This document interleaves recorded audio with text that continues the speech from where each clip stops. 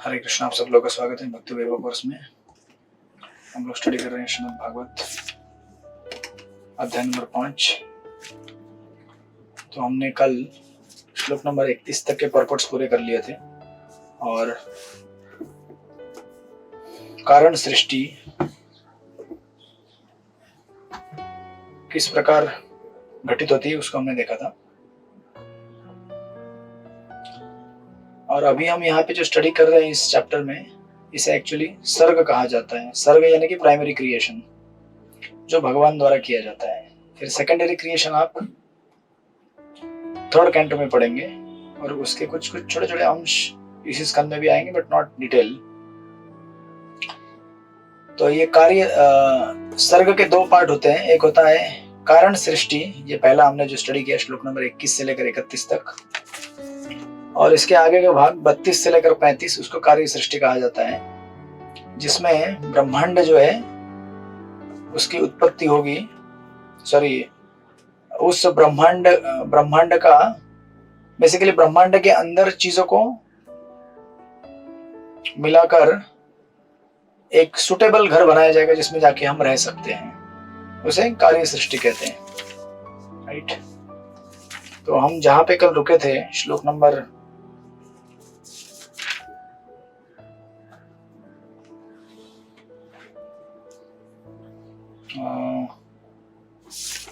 31, right,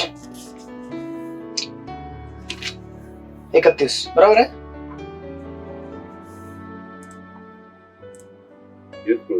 Recording in progress. तो आज हम बचे हुए पर्पट्स कवर करेंगे, प्लस आगे का जो चैप्टर है उसके बिगिनिंग को इंट्रोड्यूस करेंगे, बस इतना ही करेंगे। तो जब 32वां श्लोक चालू होता है,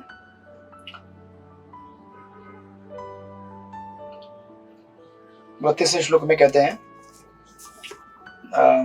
ब्रह्मा जी कह रहे हैं नारद मुनि को, हे अध्यात्मवादी में श्रेष्ठ नारद, जब तक ये सृजित अंग यथा तत्व इंद्रिया मन तथा प्रकृति के गुण जुड़ नहीं जाते तब तक शरीर रूप धारण नहीं कर सकता। बेसिकली अभी एवरीथिंग क्या है, स्कैटर्ड है, राइट।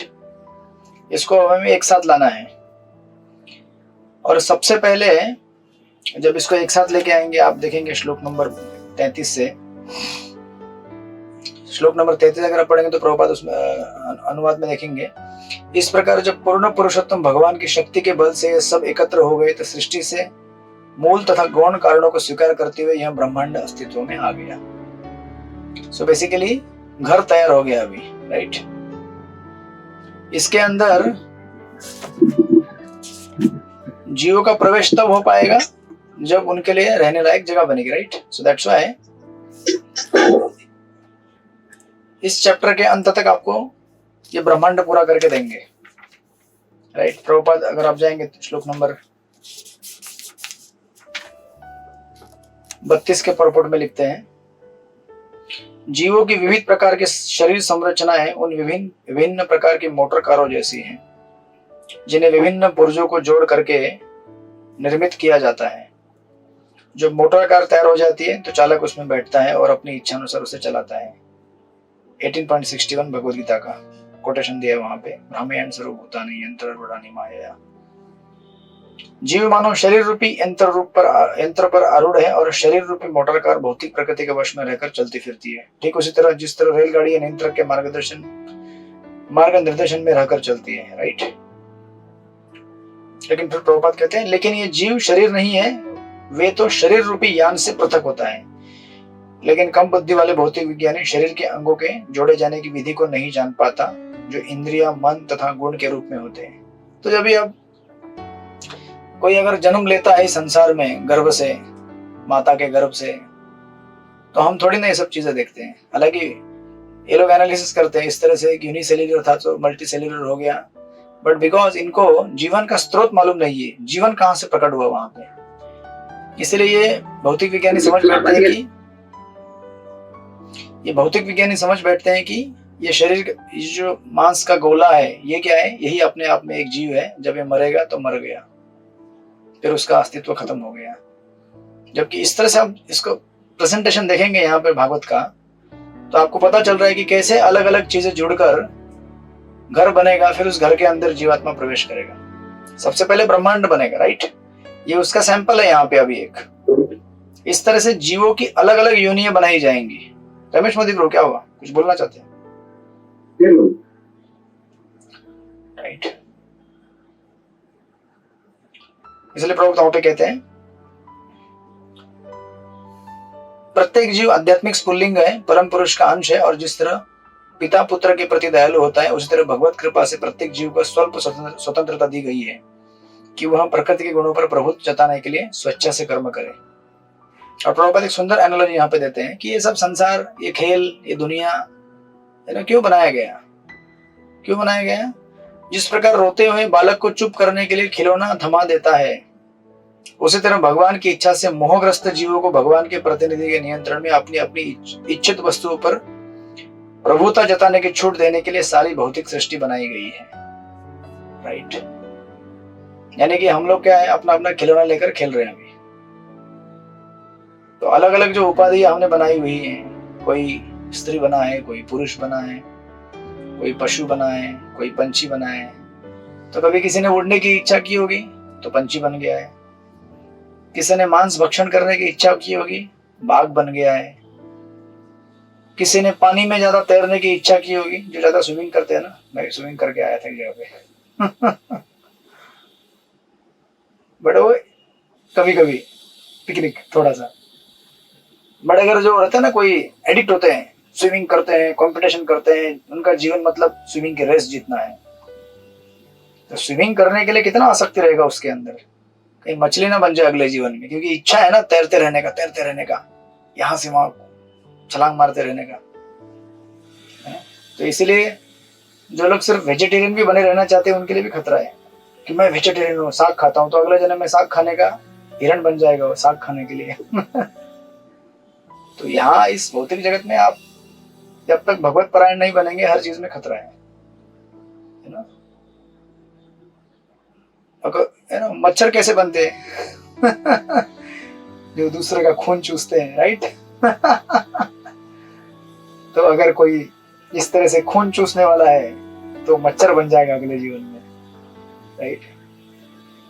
तो इसलिए ये यहाँ पे प्रभुपाद लिख रहे हैं कि सारे जीव उन छोटे छोटे बालकों के भांति भौतिक क्रीड़ा क्षेत्र में खेल रहे हैं, जिनकी निगरानी भगवान की दासी यानी कि प्रकृति कर रही है, Durga Devi.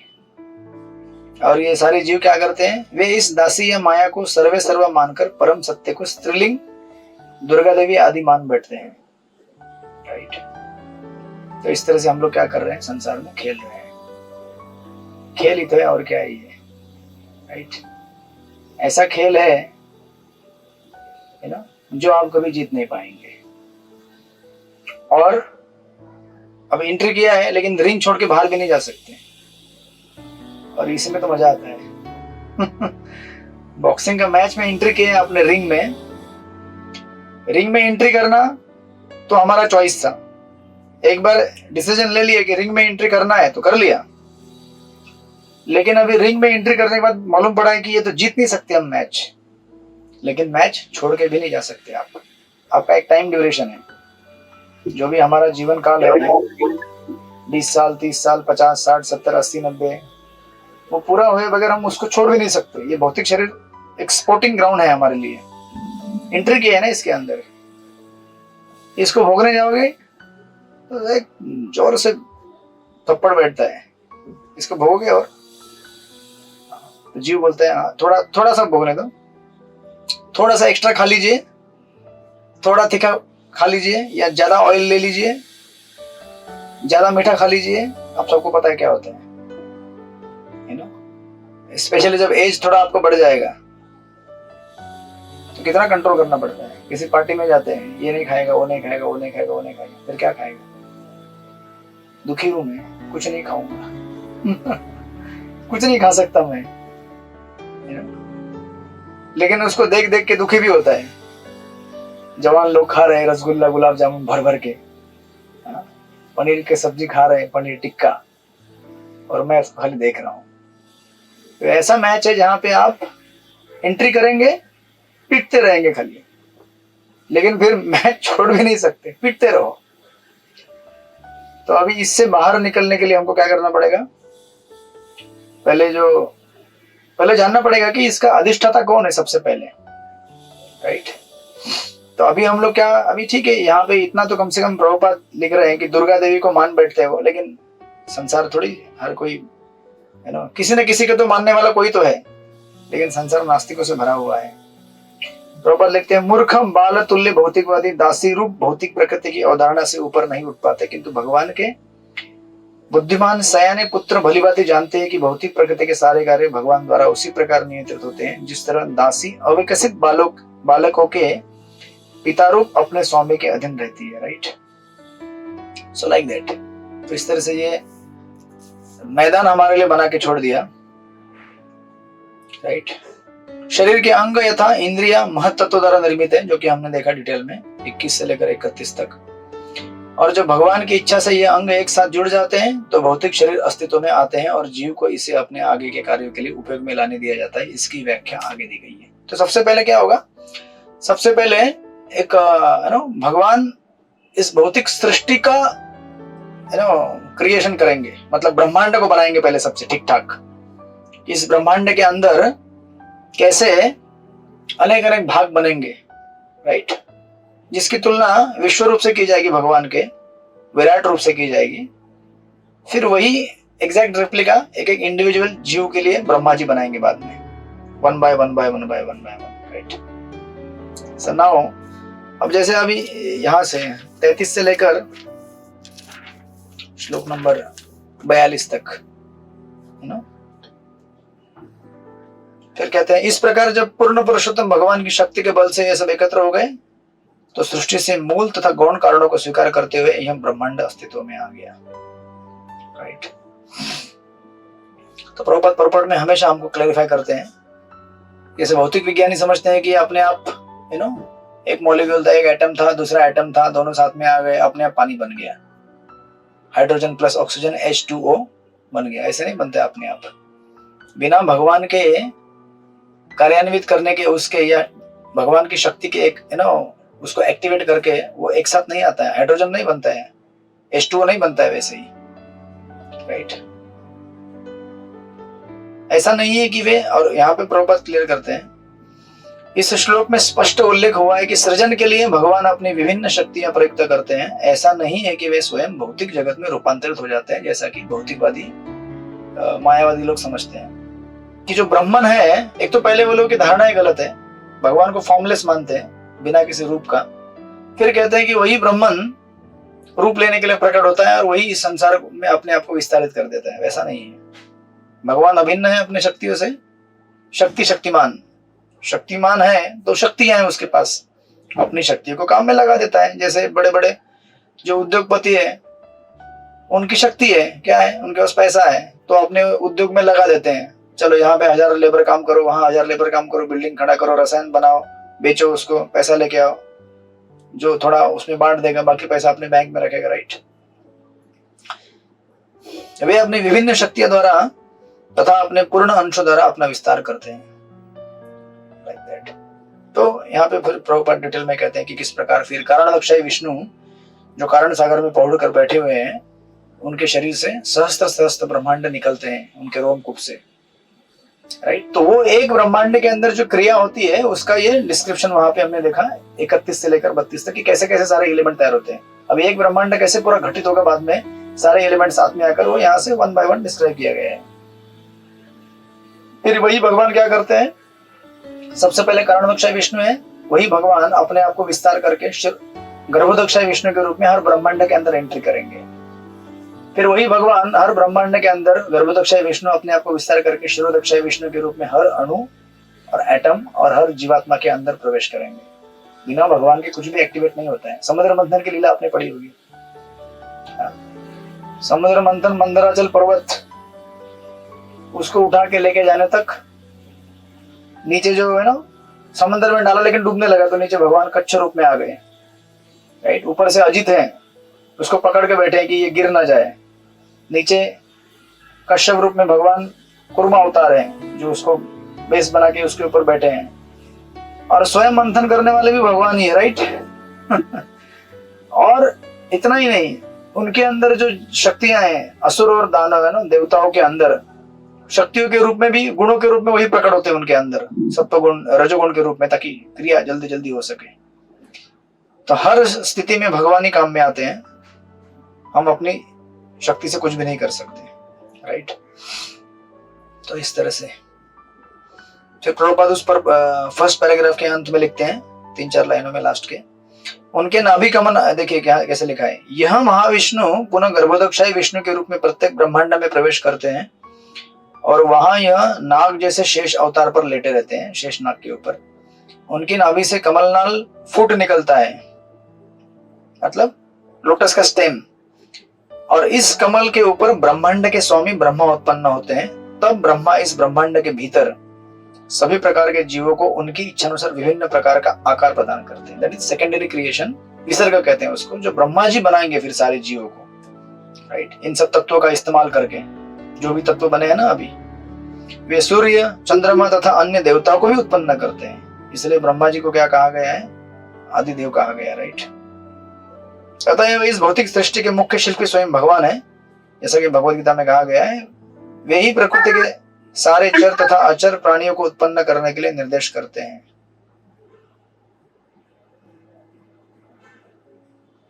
So like that. So now फिर इस प्रकार प्रभुपाद वहां लिखते हैं आगे, महाविष्णु द्वारा सामूहिक ब्रह्मांडों की सृष्टि जैसा ऊपर बताया गया है तथा एकाकी ब्रह्मांड की सृष्टि, इन दोनों का सृजन भगवान द्वारा ही होता है।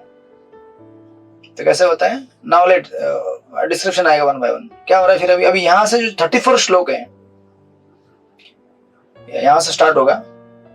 कहते हैं इस प्रकार सारे ब्रह्मांड हजारों युगों तक जल के भीतर पड़े रहे। कहां पे, कारण ओशन के ऊपर, कारण सागर के ऊपर पहुंचते रहे वो।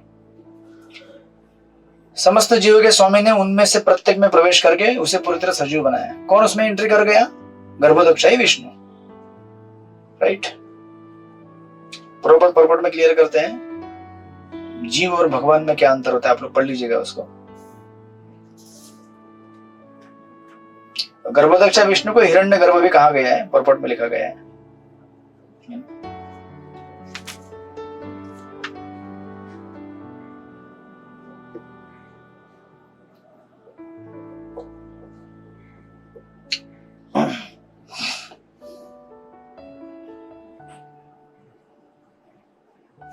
देन यद्यपि भगवान, नेक्स्ट वर्स में 35,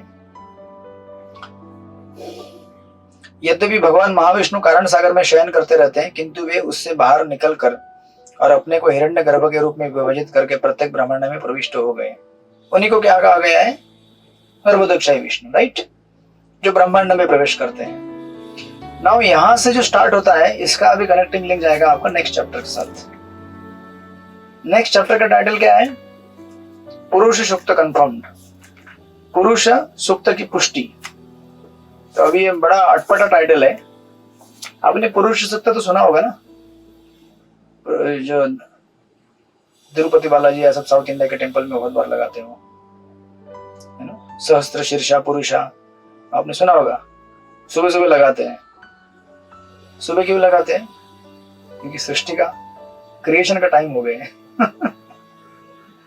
राइट। सृष्टि उदय होती है तब ये गीत गाया गया है। सुबह सुबह भी हमारी सृष्टि तैयार होती है। सुनाओ, अभी हम क्या करेंगे यहां से, इसके पहले कि हम इसके परपोर्ट स्टडी करें और विराट रूप का वर्णन है, हम अभी कनेक्ट करेंगे इसको अध्याय नंबर 6 के साथ, क्योंकि यही डिस्कशन अध्याय नंबर 6 में विस्तार से आएगा। तो अभी 35 नंबर के श्लोक में जाएंगे तो आप वहां पे लिखा हुआ है, सहस्त्र उरुअंग्री बाहु बहुवक्ष बाह्यक्ष सहस्त्र अनन शीर्षवान। अनुवाद में लिखते हैं प्रभुपाद, ये जो गर्भोदकशाही विष्णु है, जो हिरण्य गर्भ के नाम से जाने जाते हैं, वो क्या करके अपने आप को हिरण्य गर्भ के रूप में विभाजित करके प्रत्येक ब्रह्मांड में प्रविष्ट होकर उन्होंने हजारों पांव, भुजा, मुंह, सिर वाला विराट रूप धारण कर लिया, राइट। प्रत्येक ब्रह्मांड के भीतर ग्रह मंडल का विस्तार भगवान के विराट रूप के विभिन्न अंगों के रूप में होता है, जिनका वर्णन अगले श्लोक में हुआ है। नाउ अभी ये जो रूप है, अभी जो पुरुष सूक्त प्रेयर है, जो पुरुष सूक्त गाते हैं, वो भी ऐसा ही है। कि भगवान के हजारों हाथ है, हजारों आंखें हैं, हजारों कान है, हजारों नाक है, वगैरह वगैरह। ये पुरुष सूक्त है, वर्णन है, ये विराट रूप का वर्णन है, इसी को पुरुष सूक्त में गाया गया है। और ये पुरुष सूक्त किसका पार्ट है? पुरुष सूक्त ऋग्वेद का पार्ट है। ठीक है, तो अभी देखिए इसको यहाँ वापस आएंगे हम लोग। Let us go to next chapter, अध्याय नंबर 6। अध्याय नंबर 6 को कहा गया है पुरुष सूक्तों की पुष्टि, राइट। नाउ अभी हम लोग यहाँ पे स्टडी कर रहे हैं, अभी क्या स्टडी कर रहे हैं? क्रिएशन, सृष्टि लीला कैसे हुई, राइट। सृष्टि लीला कैसे हुई ये स्टडी करते करते पुरुष सूक्त कहां से बीच में आ गया? कहां से आ गया ये? क्योंकि यहाँ पे पुरुष सूक्त का वर्णन किया गया है, और पुरुष सूक्त का वर्णन, पुरुष सूक्त का नाम लाने की क्या जरूरत है यहाँ पे, है ना। प्रभुपाद ने अगले चैप्टर को पुरुष सूक्त की पुष्टि करके नाम क्यों दिया है टाइटल, तो उसका एक कनेक्टिंग लिंक है। अभी ट्रेडिशनली इसका बहुत सिग्निफिकेंस है अगर आप शास्त्रीय दृष्टिकोण से देखें। अभी हमारे दृष्टिकोण से तो पुरुष सूक्त कंफर्म हो या ना हो, अभी क्रिएशन हो गया है सबका घर बनेगा, घर में एंट्री कर दो, अपना अपना लोग खिलौने लेंगे, खेलते रहेंगे, अपने अपने कर्म बनाएंगे, मर जाएंगे, राइट।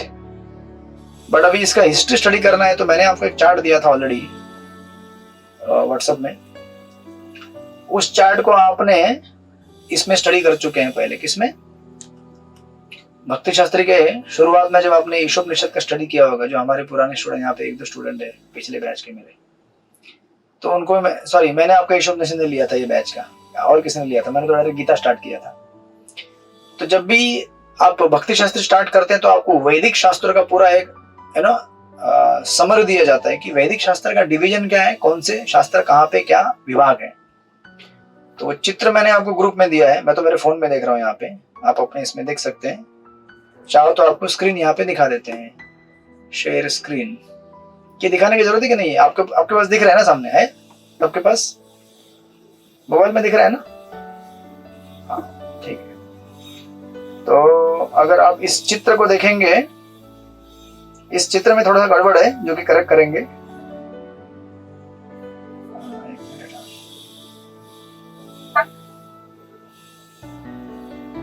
कोई कुछ बोलना चाहता है तो?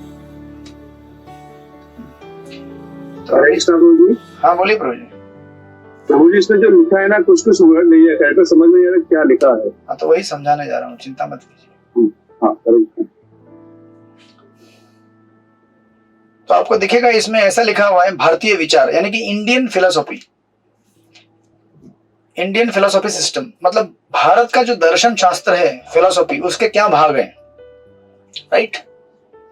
क्या भाग है आपको दिखेंगे, 2 सेक्शन दिखेंगे ब्रॉडली वहां पे। एक है आस्तिक और दूसरा नास्तिक। नास्तिक को भी इंक्लूड किया गया है क्योंकि वो भी एक विचारधारा है वैदिक काल में भी चार्वाक मुनि थे नास्तिक, है ना। वो बोलते थे, प्रभुपाद कई बार कोट करते हैं वो श्लोक कि ये जीवन क्या है, टेम्पररी है, इसे अच्छी तरह से जियो। कैसे जियो? घी खाकर, क्योंकि वैदिक काल में घी को बड़ा, है ना, आजकल किस चीज को बड़ा ये माना जाता है, पौष्टिक पदार्थ है। ये किसको माना जाता है? पेप्सी, कोका कोला ड्रिंक पीते हैं आप लोग, मतलब आप नहीं पीते होंगे या फिर जो फास्ट फूड होता है, वैदिक काल में घी को पौष्टिक आहार माना जाता है। मतलब जो घी खा रहा है ना, बड़ा धनी है यार, घी खा रहा है, घी में बने हुए पुरिया ले रहा है, घी में बना हुआ सब्जी खा रहा है। तो घी एक्चुअली सेंस ग्रेटिफिकेशन माना जाता है वैदिक काल में।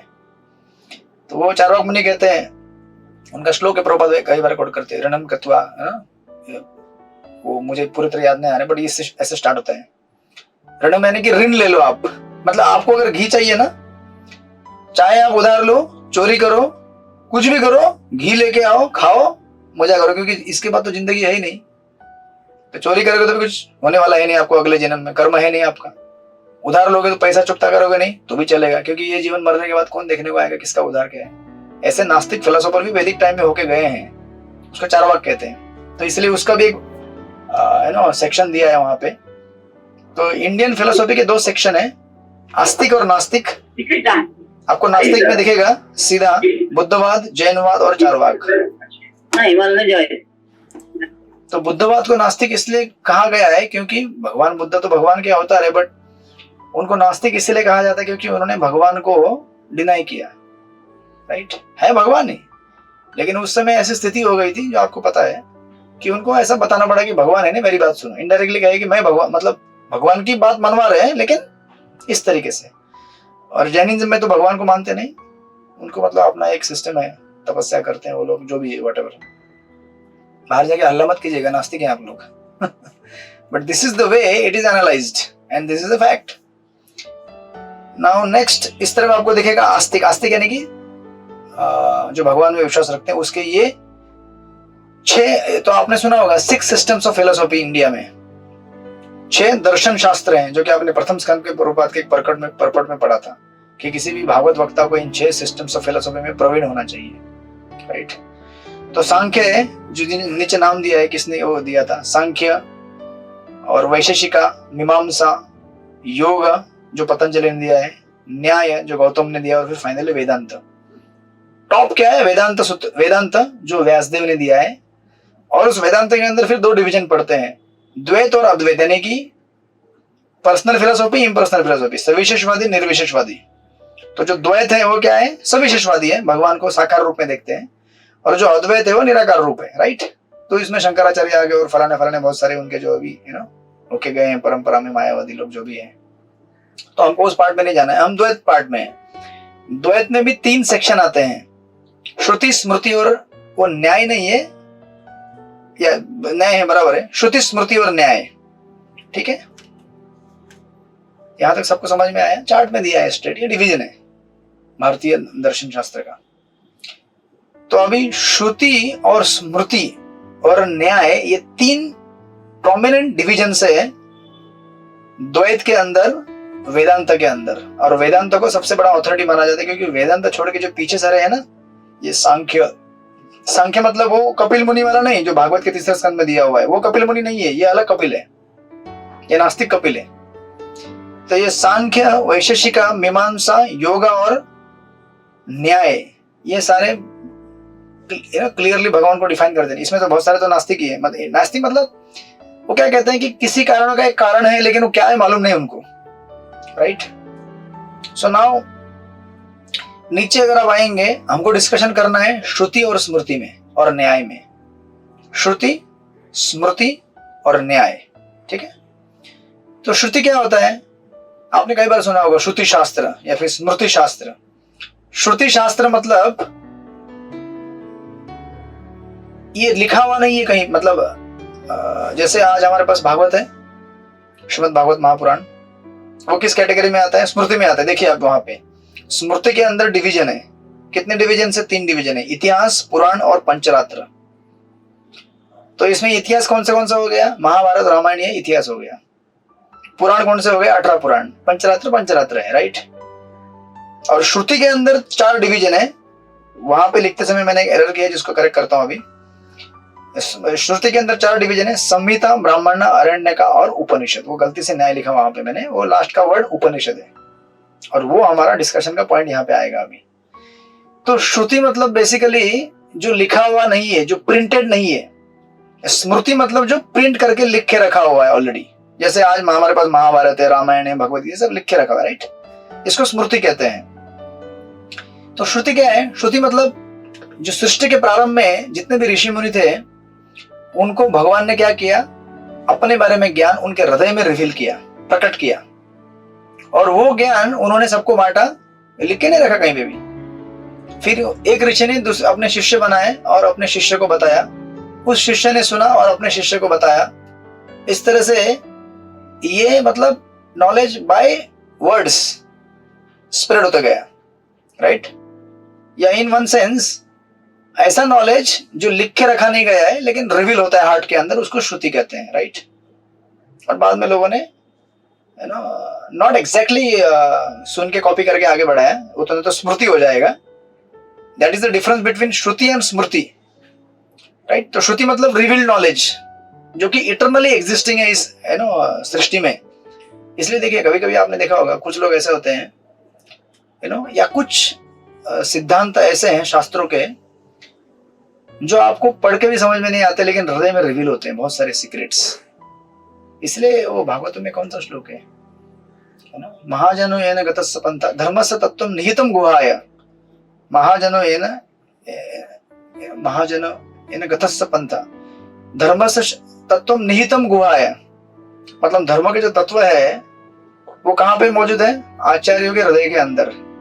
इसलिए महाजनों का पंथ हमें फॉलो करना चाहिए। तो अभी आप बोलेंगे गीता में यहाँ पे लिखा हुआ है, ये भी तो है, लेकिन उसका एग्जैक्ट परपोर्ट, उसका एग्जैक्ट मीनिंग किसको रिवील होता है, उसको रिवील होता है जो आपने भागवत के प्रथम स्कंद में पढ़ा होगा, सवेत धातुम पदवीं परस्य दुरंत वीर्यस्य रथांग पाणे, वो श्लोक में आपने पढ़ा था ना, अमाया अनुवृत्तया, ये 3 उसके क्वालिटीज थे भगवान की, आप सब भूल गए लगता है।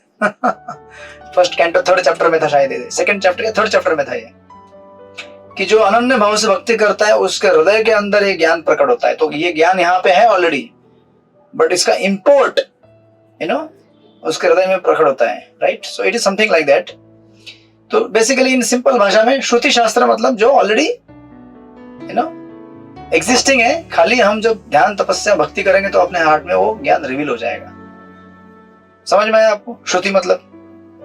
और यही ज्ञान जब इसको डॉक्यूमेंटेड रिटन फॉर्म में लिखा जाएगा, जैसे आज हमारे पास भागवतम है, और इसको मैं पढ़ने की कोशिश करूंगा आचार्य के माध्यम से और इसको विस्तार करूंगा, इसको कहते हैं स्मृति। समझे? सिंपल हो गया ना। श्रुति मतलब जो ऑलरेडी एग्जिस्टिंग है, जो हार्ट में रिवील होता है। स्मृति मतलब जो अगर किसी ऋषि ने अगर रिवील किया है तो उसको मैं लिख के रखूंगा, जैसे व्यासदेव ने रिवील किया है, उन्होंने लिख के रखा और फिर इसको आगे बांटा और फिर इसके कमेंट लिखे हमारे आचार्य ने और इसको बांटी, इसको कहते हैं स्मृति। नाउ तो हमारे डिस्कशन का पॉइंट यहाँ पे ये है कि यहाँ तक आपको समझ में आया। अभी इसमें खाली एक चीज है दिखाने के लिए आपको, इसमें जो उपनिषद का सेक्शन है श्रुति के अंदर, श्रुति के अंदर जो संहिता है उसके अंदर हमारे 4 वेद आते हैं, ऋग्वेद, यजुर्वेद वगैरह वगैरह। संहिता के अंदर ये ब्राह्मण अरण्य का, उसमें अभी नहीं जाएंगे, डिस्कशन में तो डिटेल हो जाएगा हमारा। अभी हमको खाली 2 चीजों पे फोकस करना है। संहिता में तो आपके ऋग्वेद यजुर्वेद वगैरह आ गए, और जो लास्ट का न्याय लिखा है, गलती से वहां न्याय लिखा है बट वो उपनिषद है, ठीक है। किसके अंडर? श्रुति के अंडर वाला न्याय, ठीक है। अब उस उपनिषद और संहिता के अंडर में जो ऋग्वेद यजुर्वेद है, इसको बहुत बड़ा प्रमाण माना जाता है शास्त्रों का सिद्धांत जब हमें स्थापित करना है तब।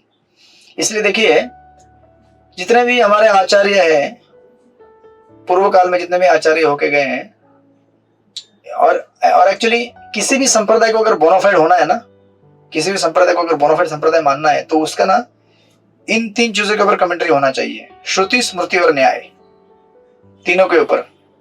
तो हमारा एक्चुअली कमेंट्री नहीं था वेदांत सूत्र के ऊपर। तो आपको पता रहेगा बलदेव विद्याभूषण, इनका जो जयपुर में लीला हुआ है राधा गोविंद के साथ, उन्होंने फिर कमेंट्री लिखा उसके ऊपर, वेदांत सूत्र के ऊपर। नहीं तो हमारा संप्रदाय बोनाफाइड नहीं माना गया था, कि बोले कि आपका तो कमेंट्री नहीं है न्याय के ऊपर, जो कि वेदांत सूत्र के रूप में है। फिर उन्होंने कमेंट्री लिखा तो बोनाफाइड हो गया हमारा संप्रदाय। तो एनीवेज, हमको उस डिस्कशन में जाना नहीं है। तो हम जब यहाँ पे आते हैं, लेट्स कमिंग बैक टू ये पुरुष सूक्त क्या है। तो अभी पुरुष सूक्त कहाँ पे है? संहिता के अंदर, ऋग्वेद के अंदर है, ठीक है। सहस्त्र शीर्ष पुरुषा, उसके सहस्त्र शीर्ष, सहस्त्र बाहु है, सहस्त्र आंखें वगैरह वगैरह। तो इसको यहाँ पे क्यों कनेक्ट किया गया है? इसलिए यहाँ पे इसलिए कनेक्ट किया गया है क्योंकि जब शुरुआत में श्रुति शास्त्र पहले से मौजूद है, लेकिन स्मृति शास्त्र अभी लिखे गए व्यासदेव के भागवतम लिखने के बाद से। और क्यों लिखे भागवतम ने ये सब शास्त्र, कौन बताएगा? क्यों लिखे व्यासदेव ने? क्यों लिखित रूप में इनको लिपिबद्ध क्यों किया?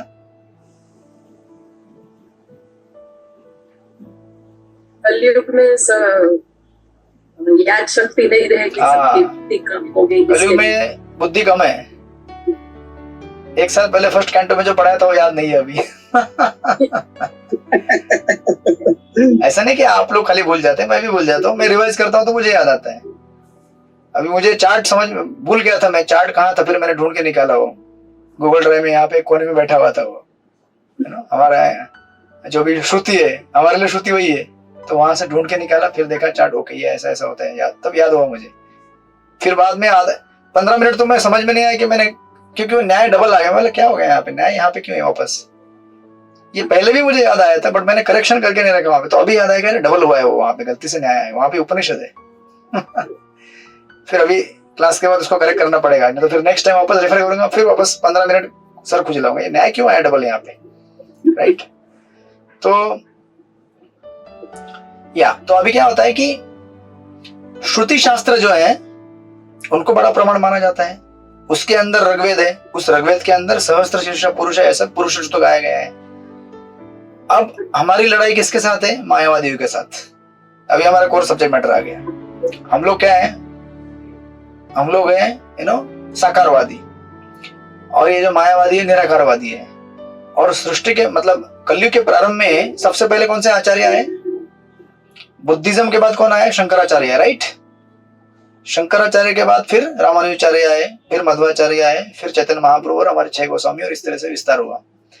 तो सबसे पहले शंकराचार्य आया और शंकराचार्य ने शारीरिक भाष्य किया, यानी कि मायावाद कमेंट्री लिखा श्रुति शास्त्रों के आधार पर, राइट? तो स्मृति शास्त्र भी व्यासदेव ने तब तक लिख के रखे हुए थे, ये रामायण महाभारत 18 पुराण सब कुछ था, लेकिन व्यासदेव ने इनको टच नहीं किया।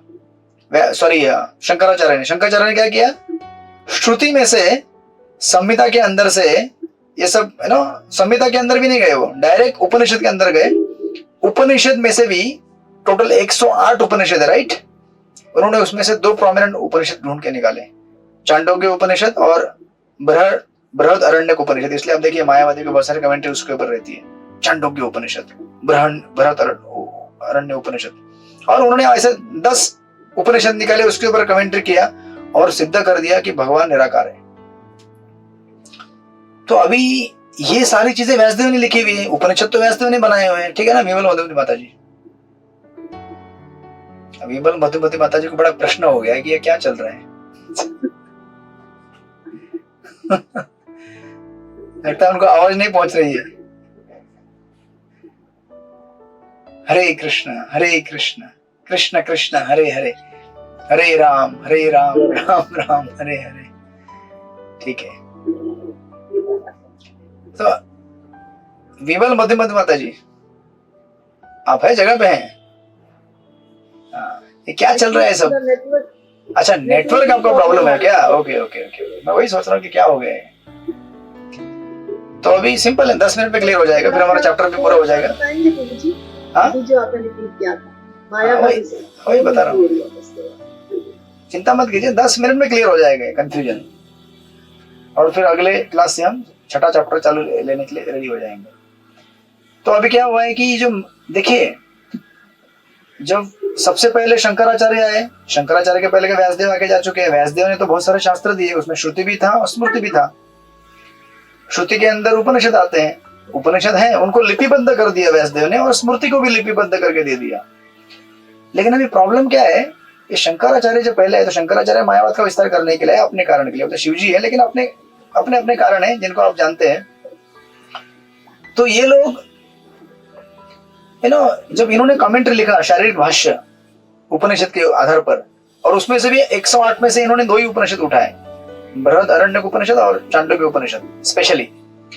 और उन्होंने उस उपनिषद से सिद्ध कर दिया कि भगवान निराकार है। जबकि ऐसा नहीं है कि इन उपनिषद में भगवान को निराकार कहा गया है, लेकिन भगवान को साकारी कहा गया है, लेकिन इनडायरेक्ट वे में। कैसे इनडायरेक्ट वे में कहा गया है? तो आपने कई बार शब्द सुना होगा, भगवान निर्गुण है, बराबर, भगवान निराकार है, शास्त्रों में लिखा हुआ है ना। कई बार भागवत में भी ये शब्द आएगा, निर्गुण निराकार। तो ये निर्गुण निराकार, इसका अर्थ क्या होता है? ये हमारे वैष्णव आचार्य ने हमको समझाया है। निर्गुण का अर्थ है जिसको भौतिक गुण नहीं है, राइट? जो भौतिक गुणों से बाधित नहीं, जैसे तमोगुण, रजोगुण, सत्वगुण। निराकार मतलब जिसका भौतिक आकार नहीं है, जिसको आध्यात्मिक आकार है, राइट? लेकिन चूंकि सबसे पहला माइक इनके हाथ में था, तो इन्होंने क्या कर दिया, बोल दिया कि इसका अर्थ ये है, निर्गुण मतलब कुछ भी गुण नहीं भगवान के अंदर, निराकार मतलब निराकारी है, वास्तविक।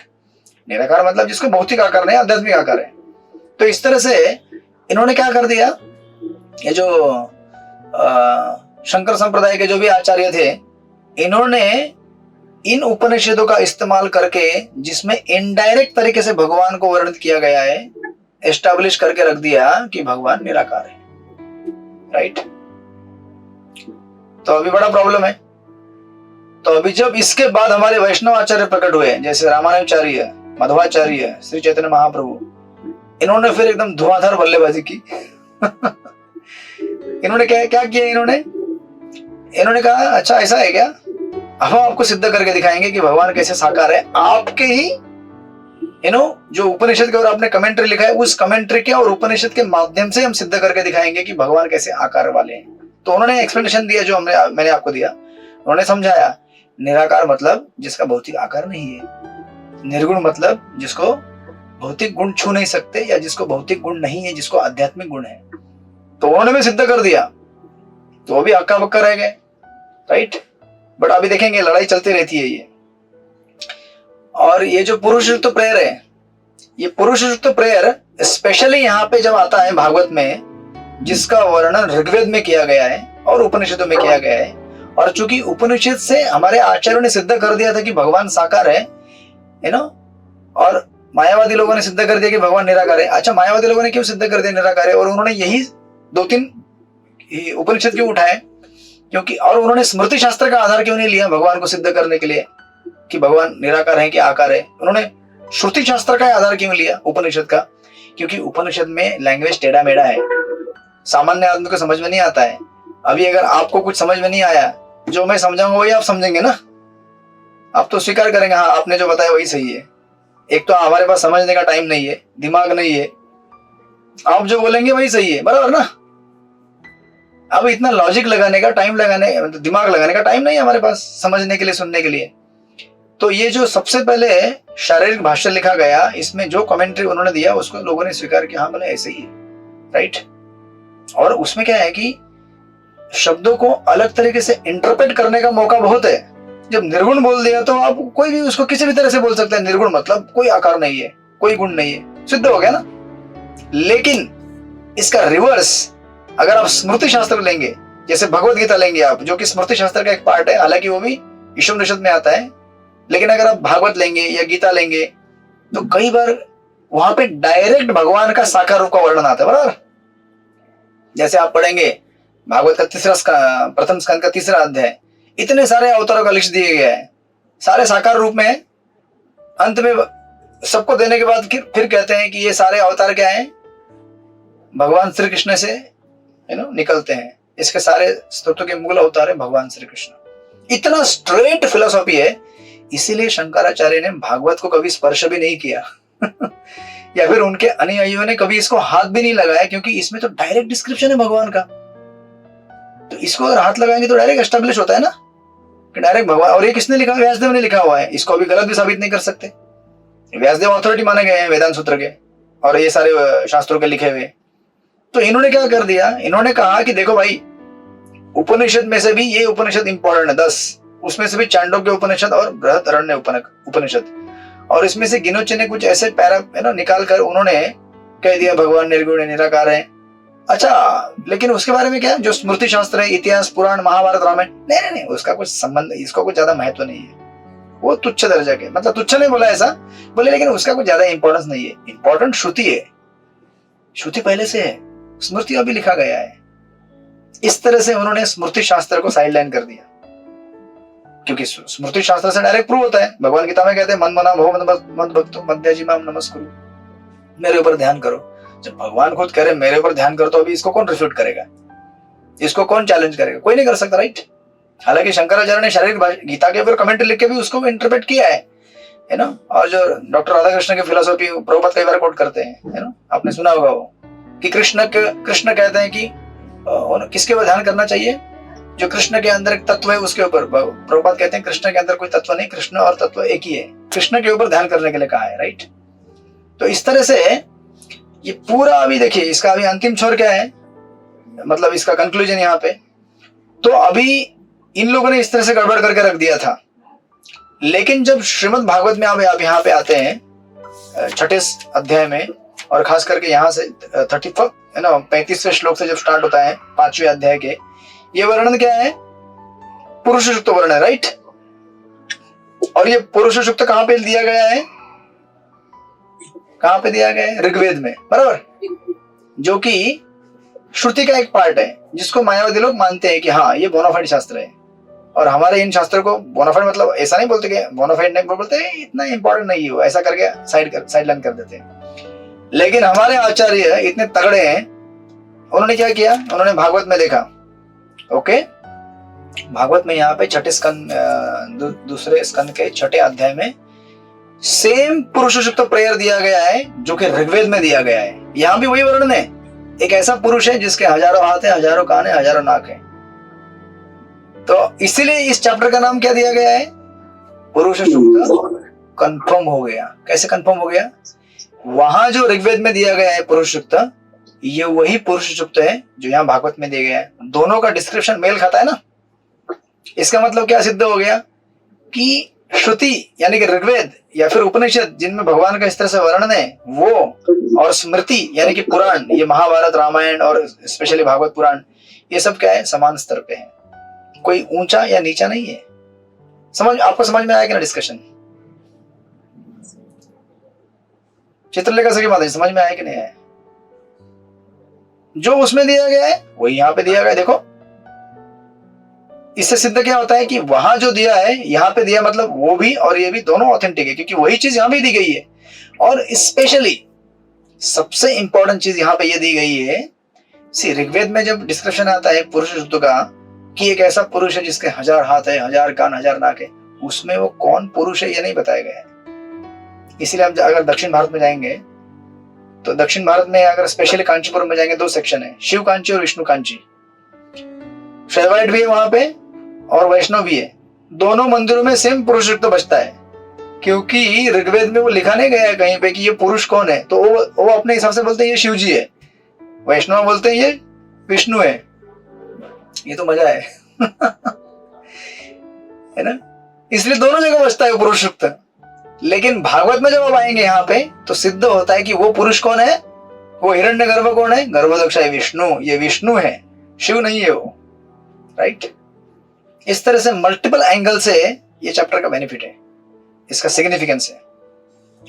और हमारे जो वैष्णव आचार्य उन्होंने फिर इस तरह से 2 प्रकार का कार्य किया। उन्होंने क्या किया, एक तो अभी मायावादियों को अगर परास्त करना है तो हमें क्या करना है कि उन्होंने जिस उपनिषद के ऊपर कमेंट्री लिख के भगवान को निराकार सिद्ध किया है, उन्हीं उपनिषद के ऊपर कमेंट्री लिख के सिद्ध करना है कि भगवान साकार है। तो उनका एक पॉइंट फेल हो गया है ना। उन्होंने पहले कहा कि निराकार है, नहीं, आपके ही शास्त्र चांडोक्य उपनिषद और बृहदारण्य उपनिषद को कमेंट्री करके हम बता रहे हैं कि कैसे भगवान साकार है। एक पॉइंट क्लियर हो गया उनका। लेकिन अभी हमारे लिए एक्चुअली इस कलिकाल युग में श्रुति से ज्यादा इंपॉर्टेंट स्मृति है। अब आप मुझे बताइए, उपनिषद जो है वो पढ़ना आसान है कि रामायण महाभारत भागवत पढ़ना आसान है? बताइए मुझे आप।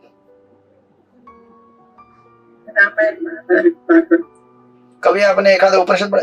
अपना उपनिषद लीजिए ना, ईशोपनिषद जो प्रभुपाद, सारे 108 उपनिषद में से सबसे सिंपलिस्टिक और स्ट्रेट भगवान को साकार रूप में बताने वाला उपनिषद है श्री ईशोपनिषद।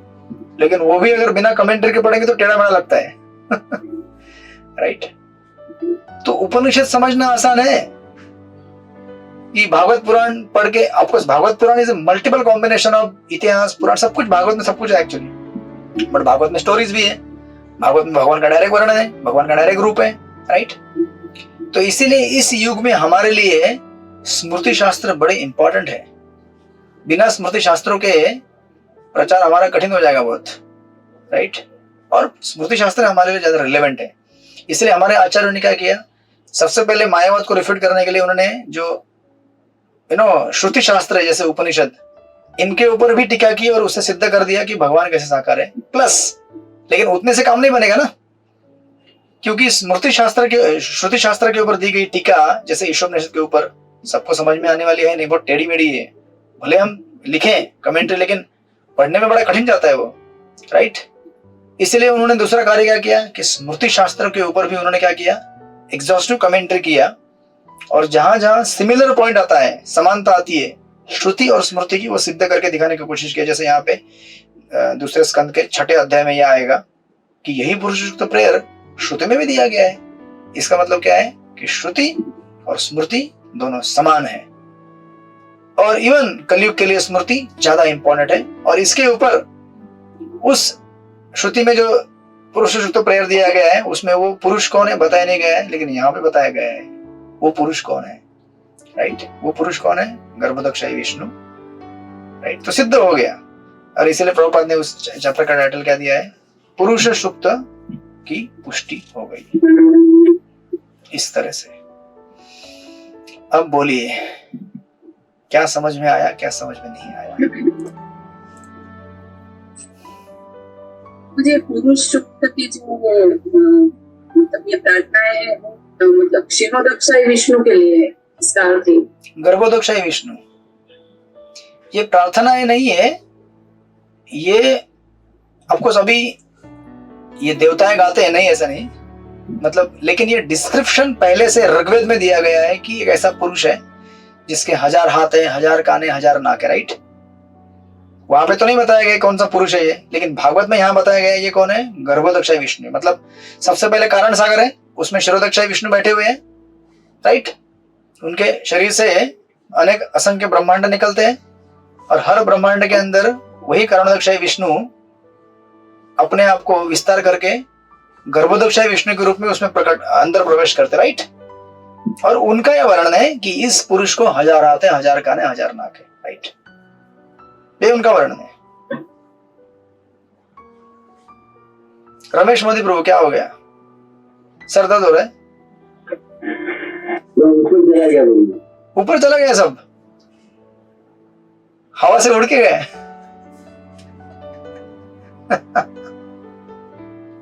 ऐसे कैसे ऊपर चला गया? मैंने तो बड़ा कोशिश किया।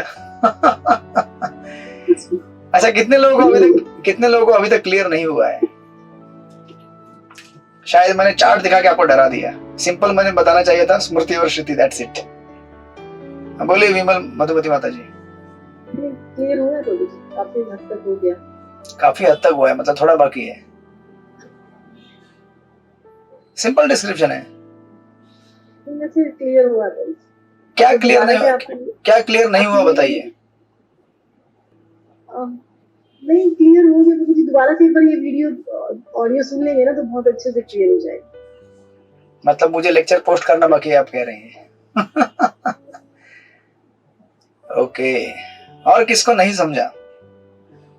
अगर नहीं समझा तो मैं रिपीट करने के लिए रेडी हूँ। आज नहीं, नेक्स्ट क्लास में। काशीनाथ प्रभु बोलिए।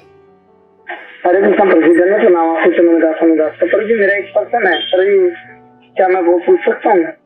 अपने सिलेबस से संबंधित है क्या आज के? यस प्रभु जी, आज से। हाँ तो ठीक है, पूछिए। सर जी, जैसे आपने बताया कि इंसान की इच्छा होती है, तो ये तो ब्रह्मचारियों में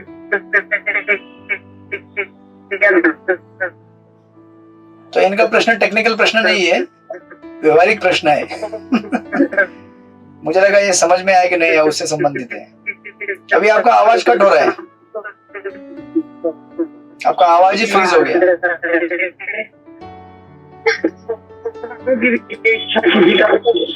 काशीनाथ प्रभु, आपका प्रश्न हमें बिल्कुल समझ में नहीं आया, क्योंकि आपके दुकान में बड़ा ट्रैफिक लगा लगता है, लोगों का, गिराई लोगों का।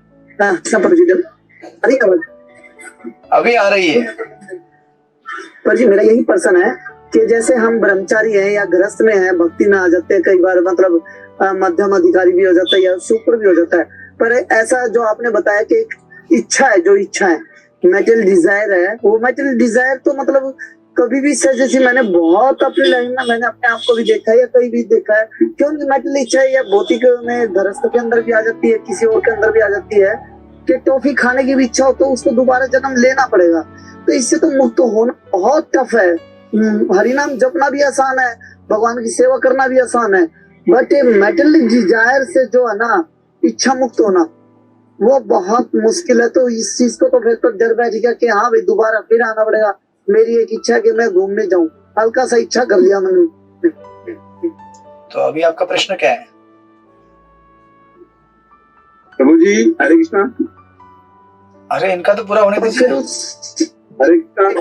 काशीनाथ प्रभु, फिर प्रश्न क्या है आपका? हरे कृष्णा।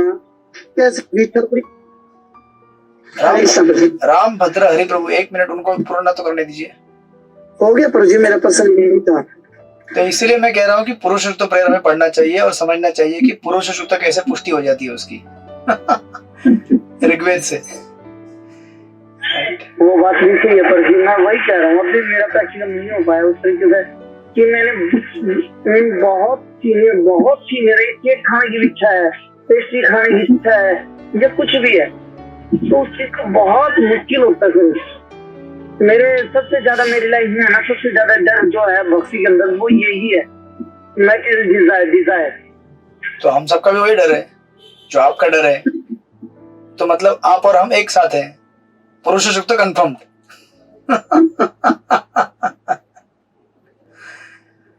काशीनाथ प्रभु आपको ना क्या कहते हैं उसको, आप ना इनके लेक्चर सुनिए, आनंद विद्वान प्रभु के लेक्चर सुनिएगा, बरसाने किशोरी माता जी उनको दे देंगे, इनको आनंद विद्वान प्रभु के लेक्चर जपा ग्रुप में ले लो। ठीक है मजाक कर रहा हूँ। देखिए हम लोग क्या है, अनादिकाल से इस भौतिक जगत में है ना, तो ये भावनाएं चलती रहेंगी। प्रभुपाद का आपने फर्स्ट कैंटो में परपोर्ट नहीं पढ़ा क्या? प्रभुपाद कहते हैं कि कंचन और कामिनी के संसर्ग में हम कई वर्ष अब्जों वर्षों से रहे हैं, तो उनके सानिध्य में थोड़ा सा वीक होना स्वाभाविक है हमारे लिए, बट स्टिल प्रभुपाद हमको एनकरेज करते हैं, कैरी ऑन। ज्यादा सोचना नहीं है कि हम इस तरह से प्रभावित है, कैरी ऑन। हम आगे के जैसे हमको अगर लड़ना है, युद्ध भूमि हम गए लड़ने के लिए, जब तक हमारे पास गोलियां हैं गोलियां चलाते रहो। जिस दिन गोली खत्म उस दिन शहीद होने वाले हो, पता है आपको, राइट? अब शहीद होते समय क्या होगा हमको मालूम नहीं है, गोलियां है ना, चलाते रहो, चलाते रहो। हमारा कर्तव्य है, हमारे पास बीड़ी बैग दिया है गुरु महाराज ने, हरे कृष्णा कृष्ण कृष्ण हरे हरे, हरे राम राम राम हरे।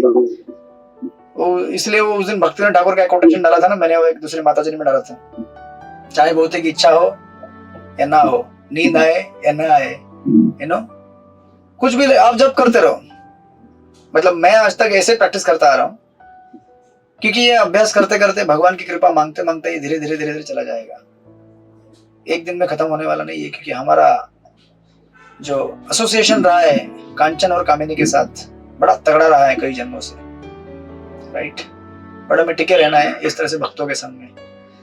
कई वर्षों के बाद आपको यही उत्तर मिलेगा। पर फिर तो मेरे कई जन्म लग जाएंगे, कोई बात नहीं, कोई बात नहीं। चैतन्य महाप्रभु ने मुकुंद को क्या कहा था? महाप्रभु ने कहा कि मुकुंद को मेरे पास मत लेके आओ, क्योंकि वो क्या करता है, मायावादी का संग करता है। तो मुकुंद नाराज हो गए। फिर महाप्रभु बोले उसको मिलेगा मेरा दर्शन 10 मिलियन बर्थ के बाद। तो नाचने लगा, वो एक्सटेसिव नाचने लगा, बोला 10 मिलियन बर्थ के बाद मैं मिलूंगा महाप्रभु से। वाओ! महाप्रभु बोले लेके आओ उसको तुरंत, क्योंकि उसको एगरनेस एक्सटेसी देखकर। 10 मिलियन लाइफ कुछ नहीं होता है। हमारे कितने लाइफ हमने बिताए भौतिक संसार में, महाविष्णु के शरीर से कितनी बार हम लोग बाहर निकले और कितने करोड़ों करोड़ जन्म लेते हैं, फिर अंदर जाकर बैठ जाते हैं, है ना? अभी महाविष्णु ने क्या किया है, अपना सांस बाहर छोड़ा है, याद रखिए। जब इनहेल करेंगे मतलब अभी हम बाहर हैं उसके अंदर कितने मल्टीपल ब्रह्मा बनेंगे, कभी इंद्र बनेंगे, कभी क्या बनेंगे, अंदर लेंगे, वापस सो जाओ। तो चलता रहेगा, आशा मत छोड़िए, मुकुंद दत्त के जैसे, ठीक है ना? फिर भी मुकुंद दत्त प्रभु को है ना महाप्रभु ने बोला था, हमारे को हमारे गुरु ने शिला प्रभुपाद जी ने बोल रखा है, शास्त्रों में बोल रखा है। पर डर तो यही लगा रहता है कि तो भगवान के संपर्क में ढूंढते हैं, भगवान की लीला में थे। तो मैं तो इसी टाइम भौतिक प्राणी में हूँ, भौतिकता में लेके 8 बजे तक तो दुकान पे बैठा होता है। मैटेरियलिज्म इतना ज्यादा है, बहुत ज्यादा, कि मैं गिरता जाने लग रहा हूँ ना, तो मैं सुन पाता हूँ ना, मैं इसको कर पाता हूँ, रीडिंग कर पाता हूँ, और हर टाइम बस पैसा दिखता रहता है। तो क्या करूँ फिर? छोड़ के चला जाऊँ, कहाँ पे छोड़ के जाऊँ, कैसे करूँ फिर मैं? नहीं, दुकान चलाते रहिए आप, हम सब भक्त आपके दुकान में आएंगे एक दिन आपके दुकान में हरिनाम संकीर्तन करते करते आने वाले हम लोग एक दिन। हम सबके लिए वहां पे ग्रैंड फीस्ट अरेंज कर दीजिएगा, बस, ठीक है? बिल्कुल पर जी, कल प्रसादन करूंगा मैं सभी के लिए। सेवा में लगे रहिए। यस, राम ब्रदरी प्रभु, आपका प्रश्न क्या है? 2 मिनट, फिर इनके प्रश्न के साथ हम लोग क्लोज कर देंगे। बोलिए राम ब्रदरी प्रभु, फटाफट। नहीं, कोई प्रश्न नहीं। अच्छा, इनके प्रश्न उत्तर में आपको उत्तर मिल गया ठीक है, तो हम लोग इस तरह से इसको पूरा मतलब परपोर्ट के 2-3 लाइन बाकी है, वो मैं अगले क्लास में ले लूंगा और फिर अगले चैप्टर को भी शुरुआत करेंगे। आई होप आप लोगों को क्लियर हुआ है, मोटा मोटी क्लियर हुआ है, फिर रिकॉर्डिंग सुन लीजिएगा। कहने का तात्पर्य इतना था कि जो पुरुष सूक्त जो यहाँ पे दिया है वो ऋग्वेद में भी दिया गया है, इसलिए कहते हैं कि पुरुष सूक्त तो वहां पे दिया है, कंफर्म हो गया कि ये जो भागवत पुराण है ये भी प्रामाणिक शास्त्र है, श्रुति जैसा ही है ना, ये स्मृति शास्त्र में आता है, तो स्मृति श्रुति शास्त्र से कम नहीं है, ये दोनों ही इक्वल फुटिंग पे है। और मायावादी लोग केवल श्रुति शास्त्र के आधार पर भगवान का निराकार रूप है ना सिद्ध करते हैं, वो गलत है। एक तो उपनिषद से हम भगवान का साकार रूप ही सिद्ध कर सकते हैं, लेकिन स्पेशली प्लस जो स्मृति शास्त्र है जैसे भागवत पुराण, उसमें से हम भगवान का साकार रूप बहुत अच्छी तरह सिद्ध कर सकते हैं, क्योंकि इसमें डायरेक्ट भगवान का वर्णन है, राइट। इसलिए लोग डर के इसको हाथ नहीं लगाते, इसलिए शंकराचार्य का भागवत के ऊपर कमेंट्री नहीं है, राइट। एट मैक्स उन्होंने गीता को टच किया है, लेकिन यहाँ तक नहीं स्पर्श कर पाए, क्योंकि इसमें डायरेक्ट भगवान का वर्णन है, राइट। तो इसलिए उसको वहां पे कहा गया है पुरुष सूक्त कंफर्म। और फिर हम देखेंगे विराट रूप भगवान का वर्णन है आगे कैसे होता है छोटे अध्याय में और इस बचे हुए। ठीक है, हरे कृष्णा। श्रील प्रभुपाद की जय। हाँ, आपके रिकॉर्डिंग सबसे पहले दूंगा, बाकी ग्रुप से पहले आपके देंगे। हरे कृष्णा। श्रीमद् भागवत महापुराण की जय। वांछा सर्वस्य कृपा सिंधुभ्यो च पतितानां पावनेभ्यो वैष्णवेभ्यो नमः। अनंत कोटि वैष्णव वृंद की जय। श्रील प्रभुपाद की जय। हरे कृष्ण। हरे कृष्ण। हरे कृष्ण। हरे कृष्ण। हरे कृष्ण।